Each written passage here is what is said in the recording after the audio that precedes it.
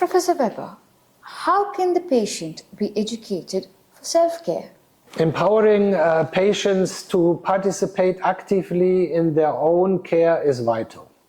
Education should be focused on daily food inspection for injuries or changes, proper hygiene and moisturizing of the feet, trimming toenails carefully, the best be done by healthcare provider, avoiding barefoot walking, even at home, wearing well-fitted shoes with adequate support. Dr. Weber, how can the diabetic food disorder be prevented?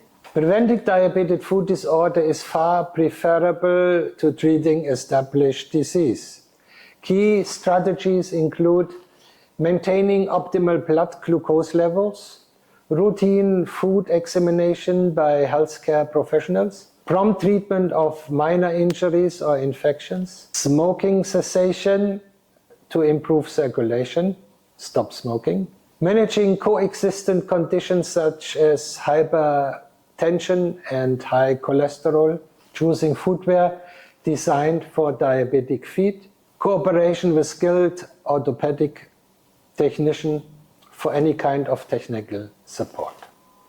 Professor Weber, what is the psychosocial and economic impact of this disease? Diabetic food disorder not only threaten physical health, but can also have profound psychological and social impacts and effects. The risk of amputation and disability can lead to anxiety, depression, and social isolation. In these cases, psychotherapeutic treatment is required. The medical cost associated with hospitalizations, surgeries, and long-term care represents a significant economic burden for the individuals and the healthcare system.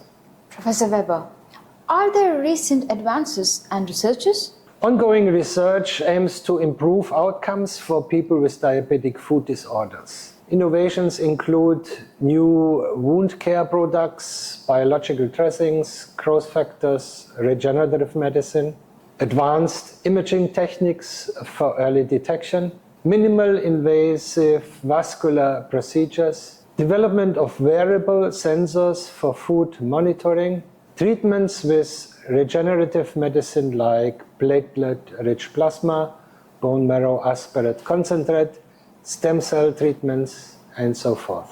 Surgical treatments for introducing the patient body to produce new capillaries and vessels with a transverse bone transport technique. There is also a growing emphasis on multidisciplinary team care and telemedicine, which enhances access for specialist input, and especially in rural or underserved areas. Professor Weber, kindly conclude the complex thematic of the diabetic food disorder. Diabetic food disorder represents one of the most challenging complications of diabetes mellitus, with potentially life-altering consequences. However, with early intervention, careful management, and a focus on prevention, the risks can be significantly reduced. Regular food care, patient education, and coordinated health care are key pillars in safeguarding the mobility and independence of those living with diabetes. By understanding the causes, recognizing the symptoms, and embracing a proactive approach, individuals and healthcare providers can take meaningful steps toward healthier outcomes and healthier feet for all those affected by diabetes.